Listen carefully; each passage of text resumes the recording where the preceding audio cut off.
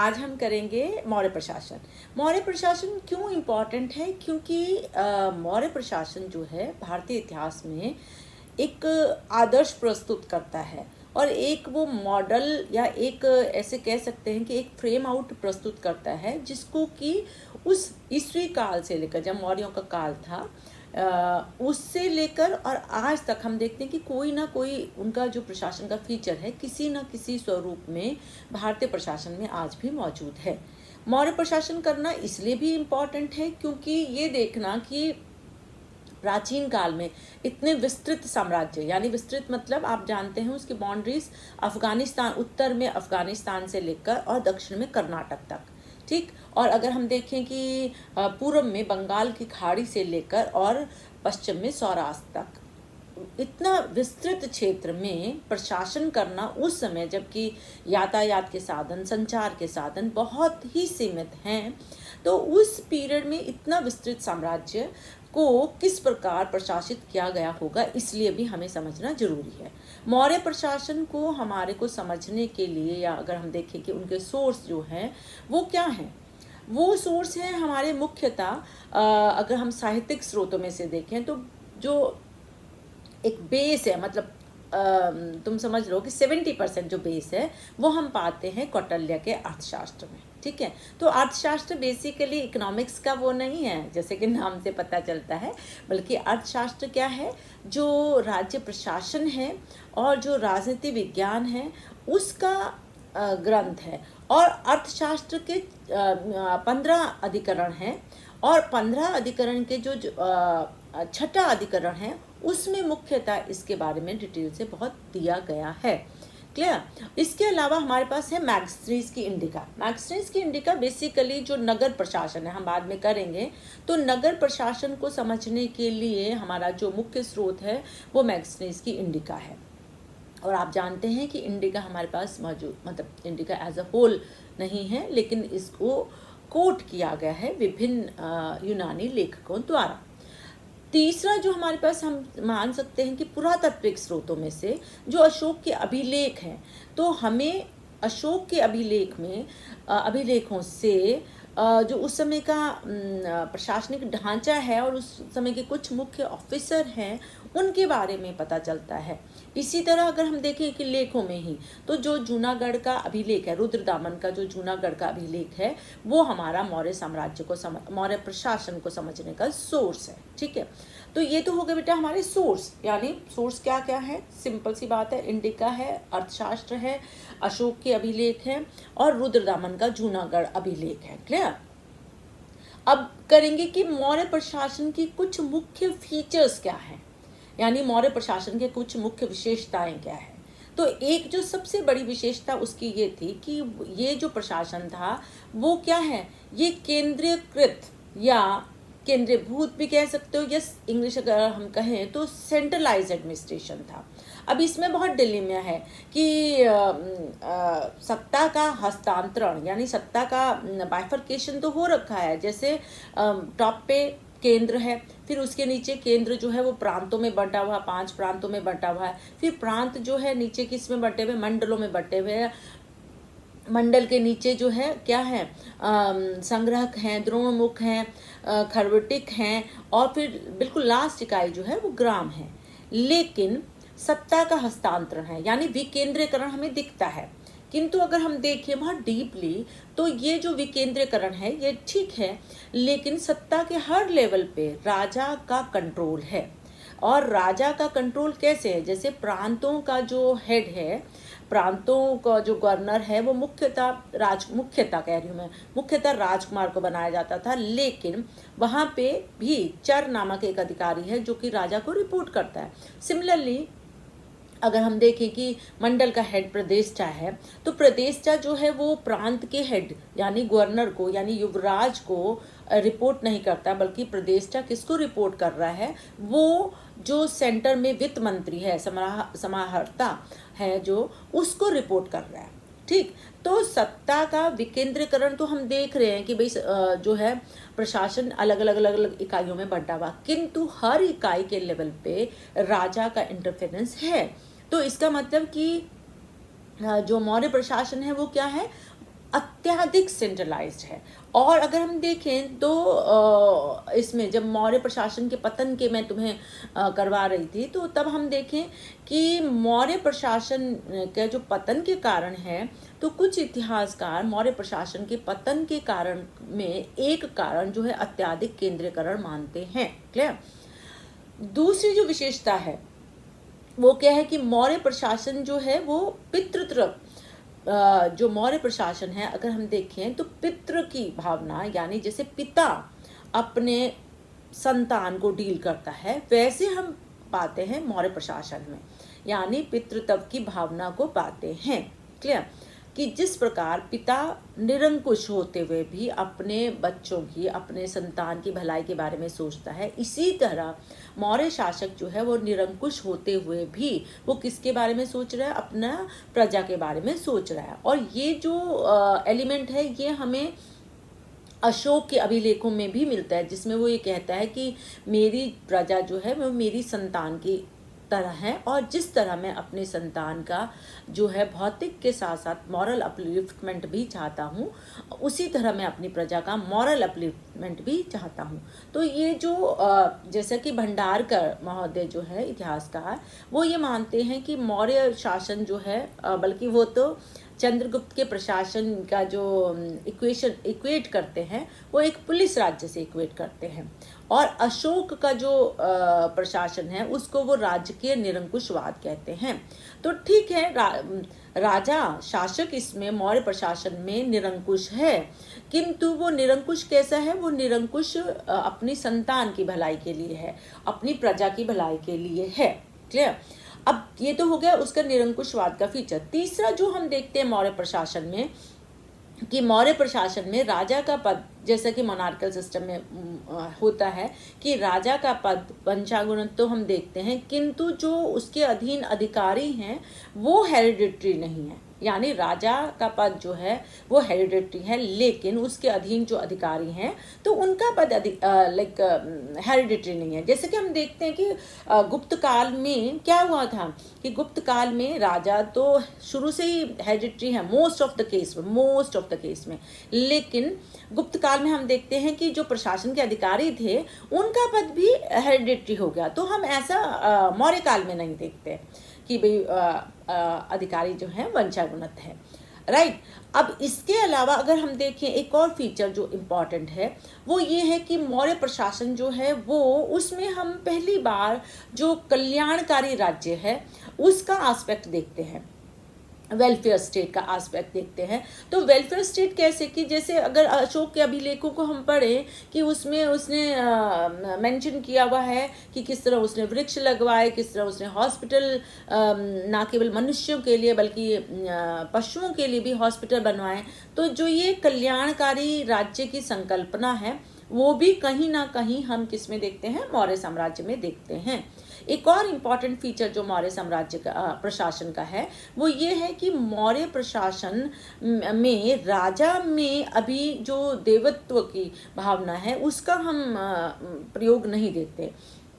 जैसे बाद में हम देखते हैं कि राजा को किसके समान माना गया? देवता के तुल्य माना गया। और राजा को देवता, ये हम मध्यकाल में भी देखते हैं इस्लाम में डिवाइन थ्योरी ऑफ किंगशिप के रूप में। तो राजा को देवता के समान, इसमें जो देवत्व की भावना है वो हम इसमें नहीं देखते। कैसे? यद्यपि अशोक अपने आप को देवनाम प्रिय की उपाधि लेता है, प्रियदर्शी की उपाधि लेता है, किंतु हम ऐसे नहीं देख रहे हैं कि राजा इसमें देवता तुल्य माना गया है। ये जो देवत्व की भावना आ रही है ये बाद में, मौर्य साम्राज्य के बाद में धीरे धीरे डेवलप हो रही है। क्लियर? तो ये इसकी मौर्य प्रशासन की विशेषताएं थी। अब हम करेंगे मौर्य प्रशासन। और मौर्य प्रशासन करते हुए एक बात का ध्यान है कि हम लोग इसी प्रशासन में पहली बार जो राज्य की डेफिनेशन है वो देखते हैं, अर्थशास्त्र में ही देखते हैं कि अर्थशास्त्र में कौटिल्य क्या कहता है कि राज्य, हम इसी में मौर्य प्रशासन में ही कौटिल्य द्वारा जो अपने 15 अधिकरणों की जो उसकी लेखनी है यानी रचना है, तो उसमें हम उसके छठे अधिकरण में राज्य को परिभाषित किया गया और राज्य को के बारे में सप्तांग सिद्धांत दिया गया। अब ये सप्तांग सिद्धांत क्या है? एक्चुअली में खाली ये सप्तांग सिद्धांत जो है वो कौटिल्य के अर्थशास्त्र में ही हम नहीं देखते, बल्कि इस सप्तांग सिद्धांत को हम महाभारत के शांति पर्व में और अपना ये मनुस्मृति में भी हम इस सप्तांग सिद्धांत को पाते हैं। तो सप्तांग सिद्धांत क्या है? यहाँ पे हम बात करेंगे केवल कौटिल्य के सप्तांग सिद्धांत की। तो सप्तांग सिद्धांत क्या है? उसमें कौटिल्य ने राज्य को जो है वो मनुष्य के शरीर से उसकी इक्वेट किया गया है, और मनुष्य के शरीर से इक्वेट करते हुए उसने बताया है कि जिस तरह मनुष्य के शरीर के अंगों में जो लोकेशन है उससे उसकी इम्पोर्टेंस पता चलती है, इसी तरह उसने अपने सप्तांग सिद्धांत में बताया है। तो जब से सबसे ऊपर वो किसको रखते हैं? राजा को। तो राजा की इक्वेशन की गई है, राजा की तुलना की गई है शिरोभाग से। जिस तरह शिरोभाग सबसे इम्पोर्टेंट है शरीर में, इसी तरह राजा सबसे इम्पोर्टेंट है राज्य में। उसके बाद अगर हम देखें तो कौन है? मंत्री परिषद। और मंत्री परिषद की जो इक्वेशन की गई कि मंत्री परिषद क्या है? चक्षु, नेत्र। तो जिस तरह नेत्र जो है हमें मस्तिष्क को क्या देते हैं? बताते हैं कि क्या है और गाइड करते हैं, तो इसी तरह मंत्री परिषद जो है वो उनको चक्षु, नेत्र या आइस कहा गया है। और नेक्स्ट अगर हम देखें बेटा तो जनपद है। तो जनपद क्या है? जनपद एक निश्चित भू क्षेत्र है, निश्चित भू क्षेत्र है, और इसको कहा गया है पद मतलब पैर। इसके अलावा दुर्ग है। दुर्ग क्या है? एक सुरक्षित राजधानी है, और सुरक्षित राजधानी की जो को कहा गया है भुजा, बाजू। ठीक। अब इसके बाद अगर हम देखें अन्य अंग, तो उसमें हम देखते हैं कि जो न्याय व्यवस्था है, वो न्याय व्यवस्था या दंड व्यवस्था जो है वो मस्तिष्क के समान है, मस्तिष्क से उसकी इक्वेशन की गई है।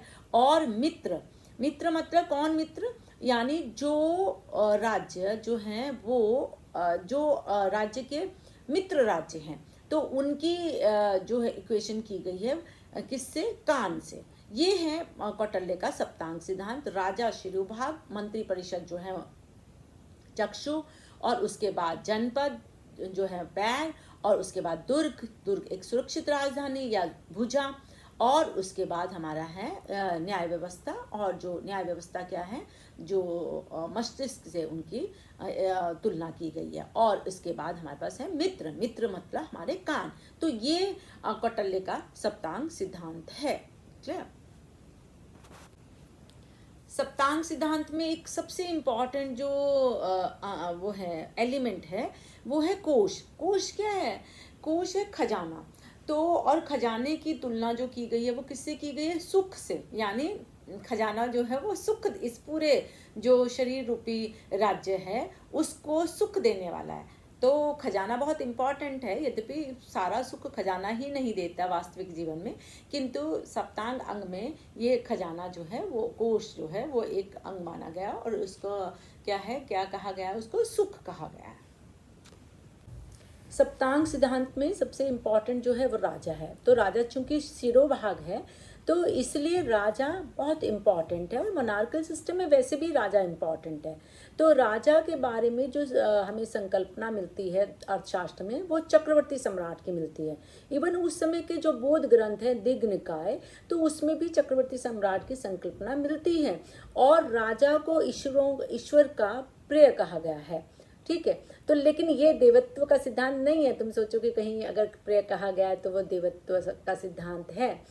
और राजा जो है उसकी दिनचर्या को बांटा गया पहरों में। तो राजा की दिनचर्या भी काफ़ी कठिन है। राजा को प्रत्येक दिन अपनी प्रजा के दुखों को सुनना है। और चंद्रगुप्त हमें ये उल्लेख में मिलता है कि सम्राट जो है वो ये कहते हैं कि मुझे मेरे प्रतिवेदक जो हैं वो जनता की प्रॉब्लम्स के बारे में हमेशा अवेयर रखें। ठीक है, और मैं हमेशा उनके लिए अवेलेबल हूँ। ऐसा ही अशोक भी कहता है, जब अशोक कहता है कि मेरी जो प्रजा है वो मेरी संतान है। राजा जो है उसकी सुरक्षा के लिए भी बहुत सारे जो एफर्ट हैं वो हमें अर्थशास्त्र में देखने में मिलते हैं। जैसे राजा की सुरक्षा के लिए राजा हमेशा एक ही कक्ष में सोता नहीं था। इसी तरह राजा की महिला अंगरक्षक थी। इसी तरह राजा को स्मॉल क्वांटिटी में प्रत्येक दिन खाने में विष दिया जाता था, ताकि उसकी बॉडी जो है विष के प्रति अडेप्ट हो, कि बाई चांस अगर कोई उसको विष देता भी है धोखे से इसमें भोजन में, तो उसकी बॉडी जो है वो बहुत ज़्यादा रिएक्ट ना करे, राइट। राजा जो है वो अपनी सलाह के लिए एक मंत्रिमंडल क्रिएट करता है, और ये मंत्रिमंडल दो तरह का है। एक तो जो है एक छोटी कैबिनेट टाइप का, जिसको कि क्षुद्र परिषद कहा जाता था, या जिसको कि मंत्रण भी कहा गया है, या इवन मैगजीन्स ने इसको सुने ड्राई भी कहा है, और अशोक के अभिलेख में हमें इसके लिए परिषा वर्ड मिलता है। तो एक तो वो है, और इसके लिए राजा अपने मंत्री कैसे चुनता है? राजा अपने मंत्री जो है एक परीक्षण, जिसको कि उपदा परीक्षण कहा जाता है इस पीरियड में, तो उसके द्वारा राजा अपने मंत्री को चुनता है। यानी वो ऐसा नहीं है कि मंत्री को ऐसे चुन ले, वो पूरा उसकी क्वालिफिकेशन और उसकी एलिजिबिलिटी यहाँ वो वाली नहीं है जो आजकल है, लेकिन राजा जो है उसका परीक्षण करता था, और इसको हम पाते हैं किस नाम से? उपदा परीक्षण के नाम से। राजा के बारे में ये भी कहा गया है कि राजा का जो कर्तव्य है वो प्रजा का दुखों को दूर करना तो है ही, तो राजा जो है वो तीन तरह की विजय करेगा। एक तो कौन सी विजय? जो युद्ध विजय है, दूसरा जो असुर विजय है, और तीसरा जो धम्म विजय है। तो जैसे चंद्रगुप्त मौर्य केवल युद्ध विजय कर रहा है, और अशोक जो है वो युद्ध विजय के साथ साथ धम्म विजय भी कर रहा है। राजा के बारे में ये कहा जाता है कि राजा जो है टोटल एडमिनिस्ट्रेशन का हेड है, और राजा की जो क्षुद्र परिषद है वो कैबिनेट जो है वो बहुत छोटी है, मंत्रण। उसमें इम्पॉर्टेंट जो मिनिस्टर्स हैं वो कौन कौन से हैं? एक तो युवराज है, प्रधानमंत्री है, पुरोहित है, सेनापति है, और सन्निधाता है। तो ये उसका क्या है? एक शॉर्ट कैबिनेट है, यानी छोटी जो है, जैसे आजकल होती है ना कैबिनेट और मंत्रिमंडल अलग है। तो ये राजा के हमेशा साथ है, किसके लिए? जो त्वरित जो निर्णय लेने होते हैं, या जो बहुत इम्पोर्टेंट निर्णय लेने होते हैं, उसके लिए। अर्थशास्त्र में हम देखते हैं कि 18 तीर्थ जो है उनका वर्णन किया गया है।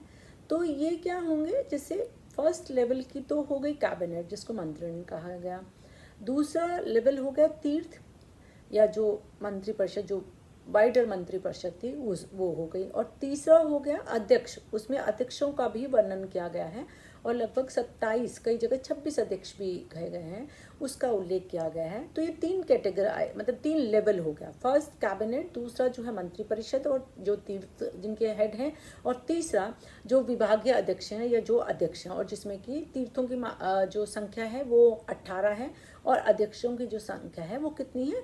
26 या 27। और अध्यक्ष जो है वो विभागीय अध्यक्ष है, यानी वो उस मंत्री के अंडर तो काम करते होंगे, लेकिन वो किसी पर्टिकुलर जो विभाग है उसके अध्यक्ष रहे होंगे।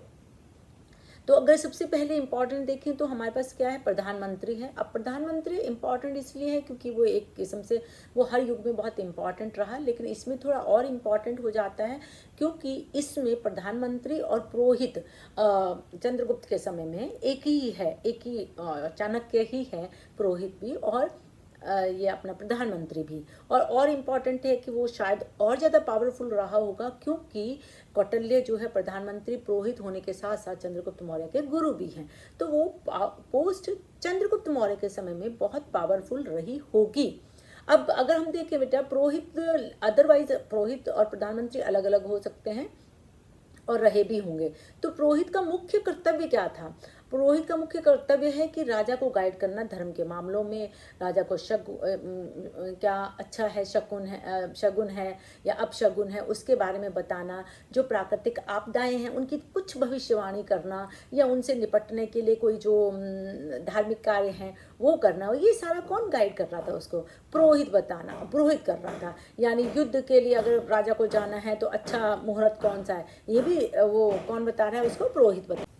युवराज जो है, एक युवराज है इसमें, तो युवराज जो है वो प्रांत का मुखिया है, और राजा का उत्तराधिकारी भी है, लेकिन सारे युवराज जो है वो राजा के उत्तराधिकारी नहीं हैं। तो उसके बाद अगर हम देखें तो जो न्यायालय हैं दो तरह के बटे हुए हैं, दीवानी न्यायालय और फौजदारी। तो जो प्रदेष्टा है वो फौजदारी न्यायालय का या कंटक शोधन भी उसको कहा गया है, उसका हेड है। और जो व्यवहारिक है वो कौन है, वो सिविल कोर्ट का या जिसको हम दीवानी न्यायालय कहते हैं उसका अध्यक्ष है।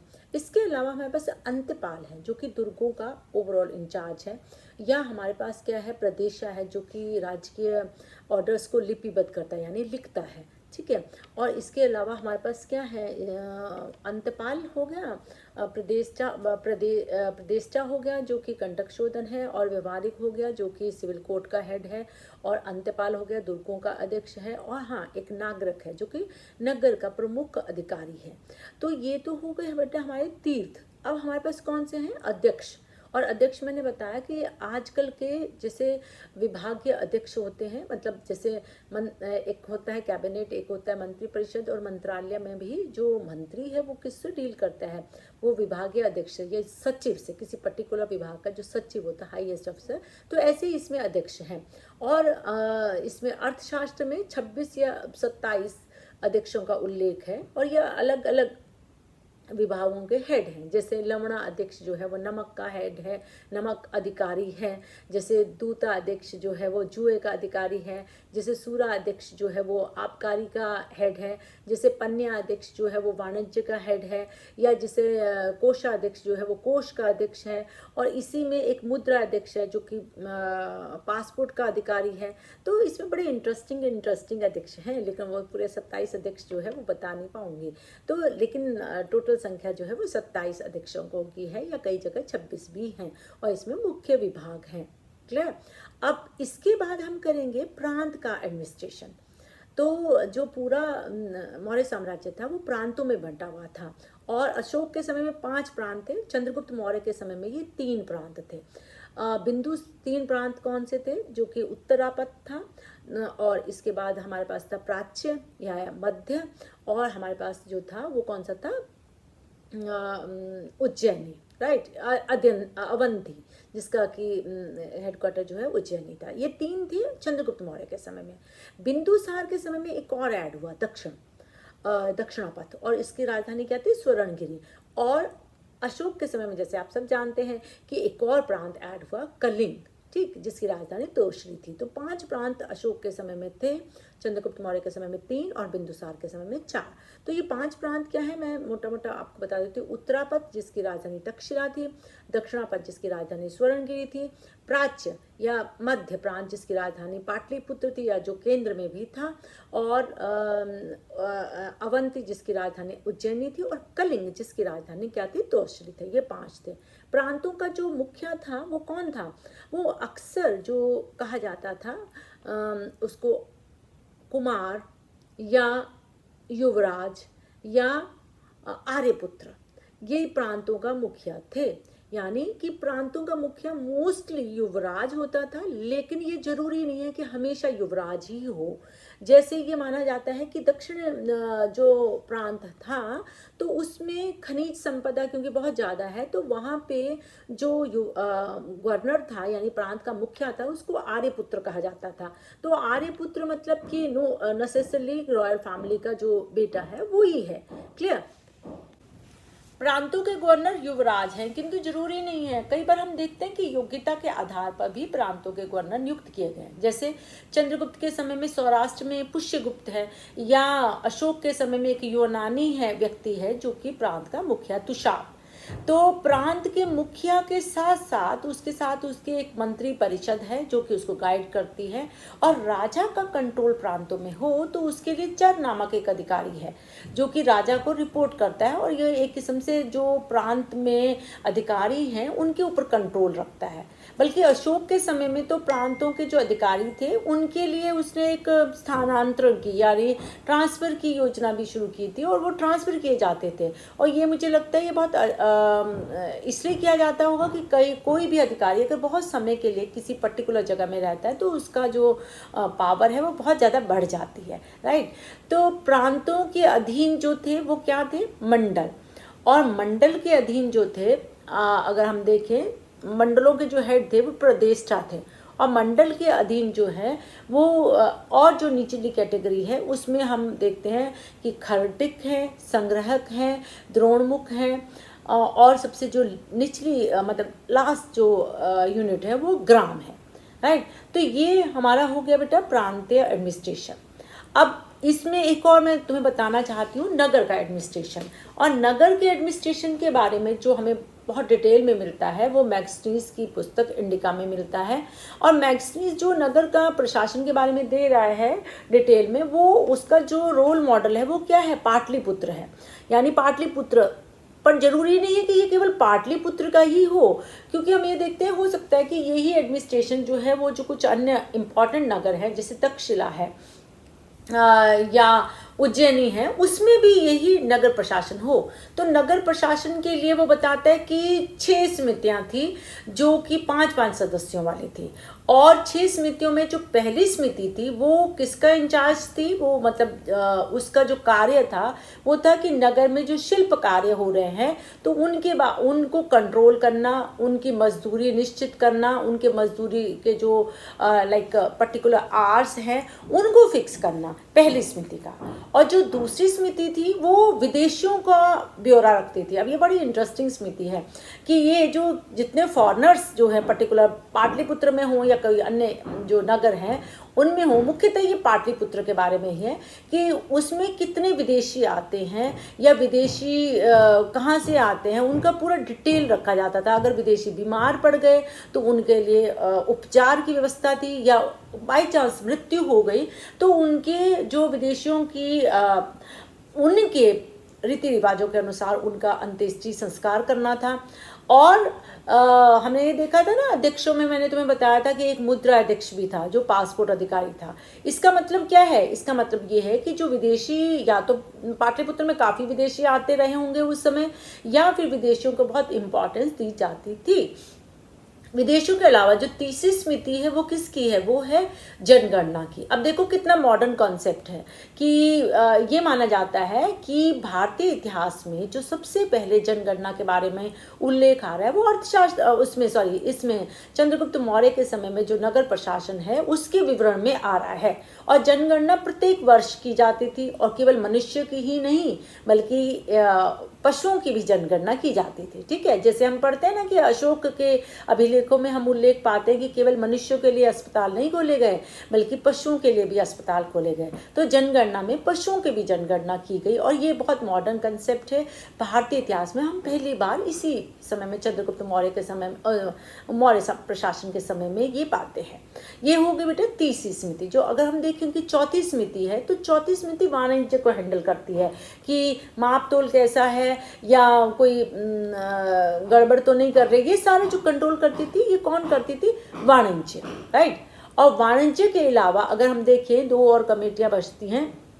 एक तो ये थी कि जो माप तोल वाली या उद्योग से संबंधित थी कि उसमें मिलावट का सामान ना मिलाया जाए, माप तोल कैसा हो और कोई फ्रॉड तो नहीं हो रहा है। तो ये सारी, जैसे होता है ना कि आजकल ISO मार्क लगता है, तो वैसे ही राजा का मतलब राजा की जो समिति है नगर प्रशासन में वो निरीक्षण करती है कि किस तरीके से जो वस्तुएं हैं उनकी प्योरिटी क्या है। ठीक है, अब इसके अलावा जो है अगर हम देखें तो इसके अलावा जो लास्ट समिति बचती है वो है जो चुंगी कर को देखती थी कि भाई चुंगी कर कितना है, बिक्री कर कितना है, 1/10 होता था। और तुम्हें पता है कि इस बिक्री कर को अगर कोई सेव करता था यानी कोई फ्रॉड करता था उसमें मृत्यु दंड था, इसका जो सजा थी। तो इसका मतलब कि नेचुरली ये इतने स्ट्रिक्ट थी कि लोग जो है वो कर ही नहीं पाए, ताकि वो इतना डर जाएं कि मृत्यु दंड है। तो ये बेटा हमारा मौर्य प्रशासन है। मोटा मोटा मैंने बहुत ब्रीफ में तुम्हें बताया, और इसीलिए मेरा वॉल्यूम जो है वो स्पीड जो है वो बहुत तेज भी हो गई है, और उम्मीद करती हूँ कि आपको समझ आएगा। Thank you so much.